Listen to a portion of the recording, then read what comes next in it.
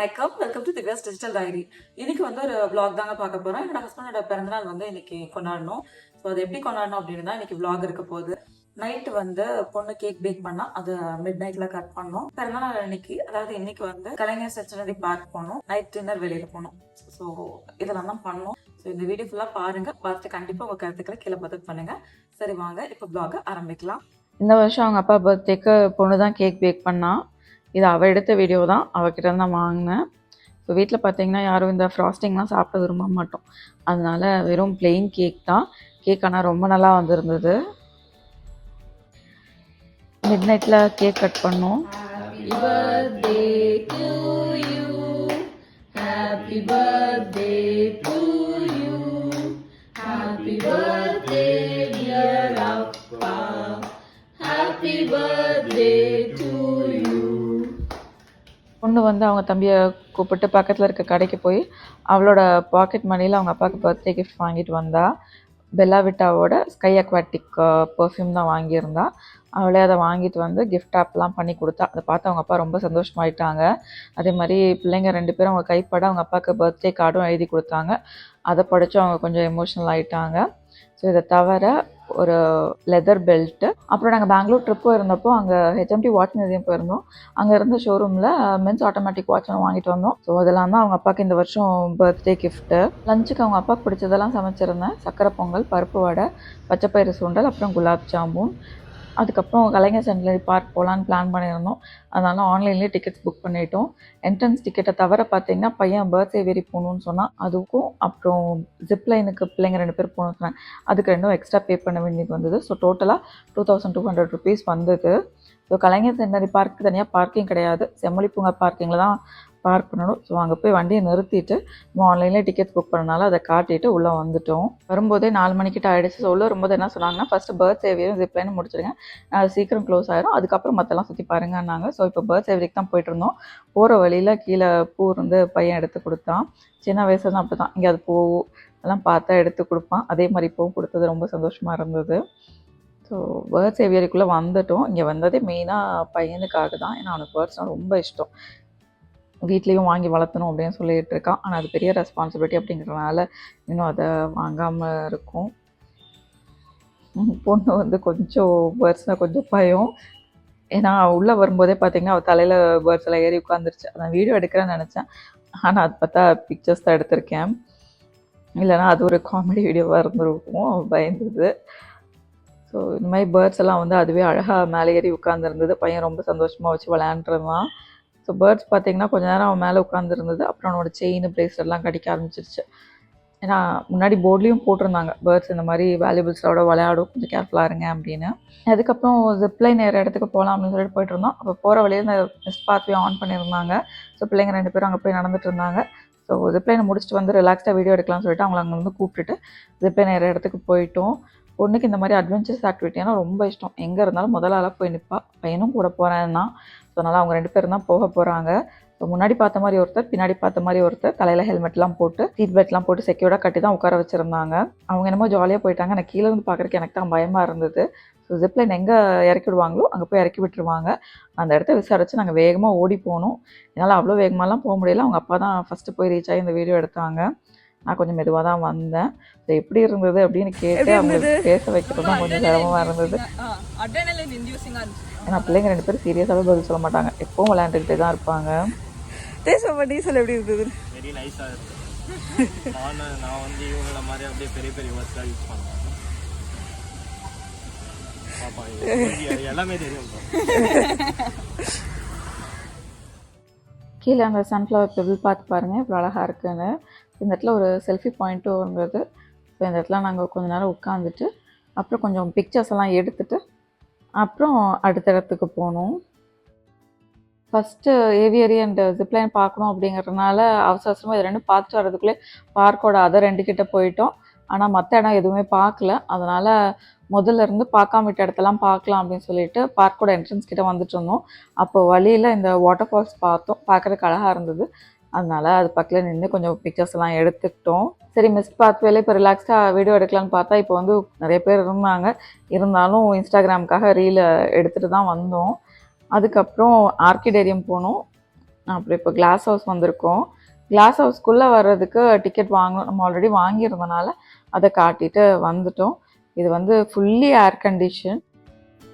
கீழே ground floor and first floor இருக்குது. Ground ஃப்ளோரில் பார்த்தீங்கன்னா ஃபுல்லாக நம்ம இண்டோரில் வளர்த்தக்கூடிய பிளான்ஸ் எல்லாமே வச்சுருக்காங்க. ரொம்ப அழகாக அரேஞ்ச் பண்ணி வச்சுருந்தாங்க. நாங்கள் போனப்போ கூட்டமே இல்லை, அதனால் நிதானமாக ரசித்து பார்த்தோம். பிக்சர்ஸும் நிறையா எடுத்தோம். அதே மாதிரி ஃபஸ்ட் ஃப்ளோரில் பார்த்தீங்கன்னா செக்யூலன்ஸும் கேக்டஸும் வச்சுருந்தாங்க. எல்லாமே ரொம்ப அழகாக அரேஞ்ச் பண்ணி வச்சுருந்தாங்க. இதெல்லாம் இப்படியெல்லாம் அரேஞ்ச் பண்ண முடியுமா அப்படிங்கிறத அதை பார்த்தா தான் தெரிஞ்சுது. வீட்டில் இல்லாத செடிங்க பார்த்தப்போ அதை கண்டிப்பாக வாங்கிட்டு போய் வீட்டில் வளர்த்தணும் அப்படிங்கிறது தோணுச்சு. எஸ்பெஷலி மேலே சக்யூலன்ஸ் அண்ட் கேக்டஸ் எல்லாம் பார்க்குறப்போ அது என்னமோ தெரியல, சக்யூலன்ஸ் வந்து நமக்கு லக்கியே இருக்கிறது இல்லை. வாங்கிட்டு வந்து வச்சா 2 நாள் நல்லாயிருக்கும், அதுக்கப்புறம் இருக்காது. அதனால் சக்யூலன்ஸ் ட்ரை பண்ணுறதே விட்டுட்டோம். கேக்டஸ் பார்த்திங்கன்னா வாஸ்துவில் சொல்லுவாங்களா, முள்செடிகள்லாம் வீட்டில் வளர்த்தாதீங்கன்னு, அந்த காரணத்துக்காக வளர்த்துறது இல்லை. ஸோ நான் இங்கே பார்த்ததுக்கப்புறம் உண்மையாகவே ஆசையாக தான் இருந்தது. ஸோ எனிவேஸ் அப்புறம் இங்கே கொஞ்சம் பிக்சர்ஸ் எல்லாம் எடுத்துகிட்டு அப்புறம் நாங்கள் கிளம்பிட்டோம்.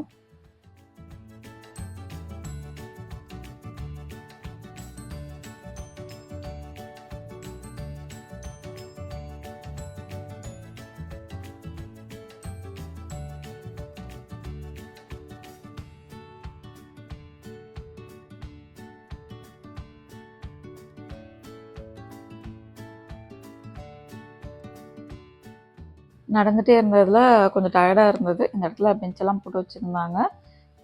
அதே மாதிரி இடமும் ரொம்ப அழகாக இருந்தது. அதனால் இங்கே கொஞ்ச நேரம் உட்காந்து ரிலாக்ஸ் பண்ணிவிட்டு அப்புறம் அடுத்த இடத்துக்கு போகணும். இந்த ப்ளே ஏரியா பார்த்தோம். கிட்ஸ் 2 பேரும் விளையாடணும்னு ஆசைப்பட்டாங்க. அதனால் அவங்க 2 பேரும் விளையாட விட்டுட்டு நானும் அவங்க அப்பா உட்காந்து பார்த்துட்ருந்தோம்.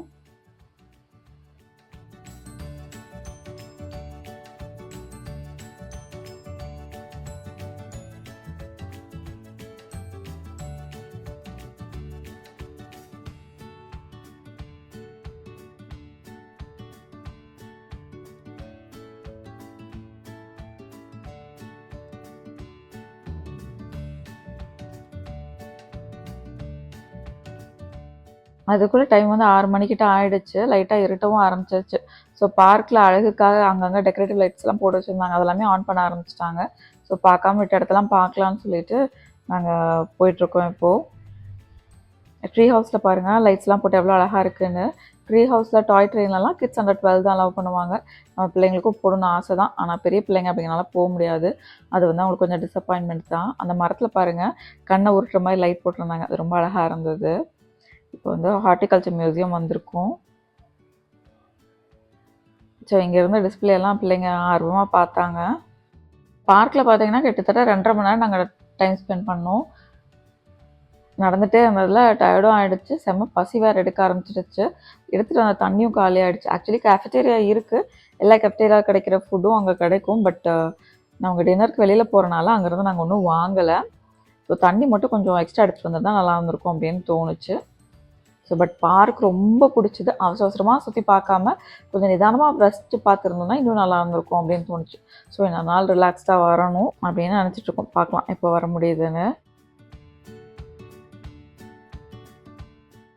ஸோ இங்கேருந்து டி நகர் போகிறோம். அங்கே வந்து ஜிஆர்டியோட கிராண்ட் சென்னை ஹோட்டலில் ஜெயஹிந்துன்னு ஒரு ரெஸ்டாரண்ட் இருக்குது. அங்கே தான் டின்னர் சாப்பிட போகிறோம்.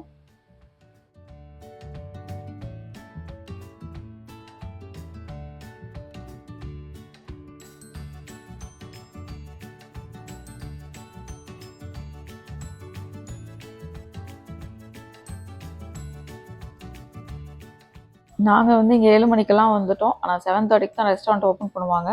அதனால் கொஞ்ச நேரம் உட்காந்து வெயிட் பண்ணிகிட்டு இருந்தோம்.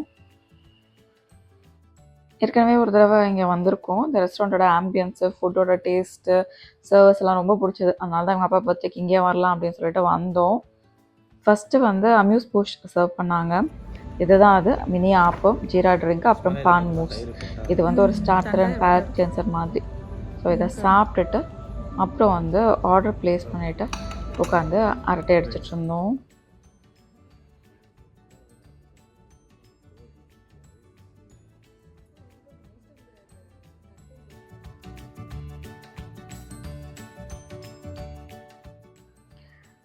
ஸ்டார்டருக்கு வந்து நாங்கள் பன்னீர் டிக்கா ஆர்டர் பண்ணியிருந்தோம். அது டேபிள் டாப்பில் வச்சு ஹேண்ட் டார்ச்சை வச்சு டார்ச் பண்ணாங்க. ஸோ இன்ட்ராக்டிவ் டைனிங் எக்ஸ்பீரியன்ஸ்க்காக. ஸோ அது பார்க்குறது வந்து இன்ட்ரெஸ்டிங்காக இருந்தது. ஸோ பன்னீருமே பார்த்திங்கன்னா சாப்பிட்றதுக்குமே ரொம்ப நல்லா இருந்தது. இது வந்து திண்டுக்கல் கறி சுக்கா, அப்புறம் பாட்டில் பிரியாணி,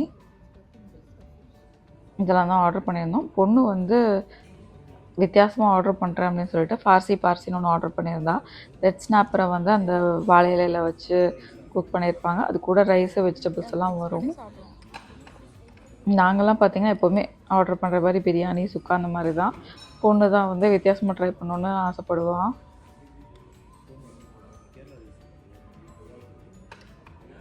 ஒரு டிஷ்ஷுக்கும் அவங்க வச்சுருந்த பேர் வந்து டிஃப்ரெண்ட்டாக யூனிக்காக இருந்தது. அதே மாதிரி அதை சர்வ் பண்ண விதமே வித்தியாசமாக இருந்துச்சு. ஃபுட்டோட டேஸ்ட்டும் ரொம்ப நல்லா இருந்துச்சு. ஸோ நல்லா என்ஜாய் பண்ணி சாப்பிட்டோம்.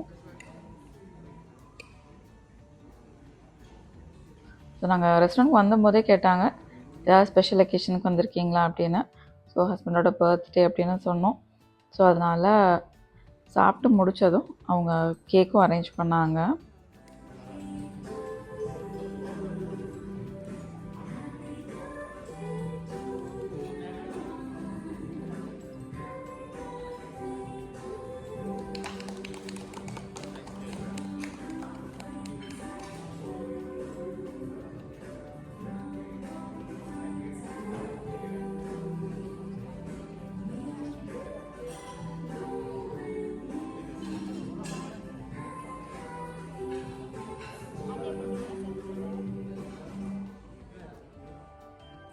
சாக்லேட் கேக் ரொம்ப யம்மியாக இருந்தது. ஸோ அவங்க கட் பண்ணி சாப்பிட்டது போக மீதி பேக் பண்ணி கொடுத்தாங்க. வீட்டுக்கு எடுத்துகிட்டு வந்துட்டோம்.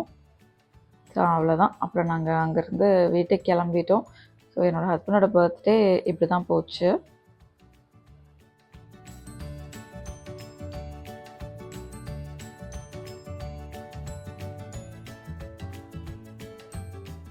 ஸோ இன்னைக்கு வீடியோ பார்த்துருப்பீங்க. இந்த வீடியோ உங்களுக்கு பிடிச்சிருக்கும்னு நினைக்கிறேன். பிடிச்சிருந்தது அப்படின்னா லைக் பண்ணுங்க. ஏதாவது கருத்துக்கள் இருந்தால் கண்டிப்பாக கமெண்ட்ஸில் சொல்லுங்க. அதே மாதிரி இன்னும் நம்ம சேனலுக்கு சப்ஸ்கிரைப் பண்ணாலும் சப்ஸ்கிரைப் பண்ணிக்கோ. மீண்டும் அடுத்த வீடியோவில் சந்திக்கலாம். நன்றி, வணக்கம்.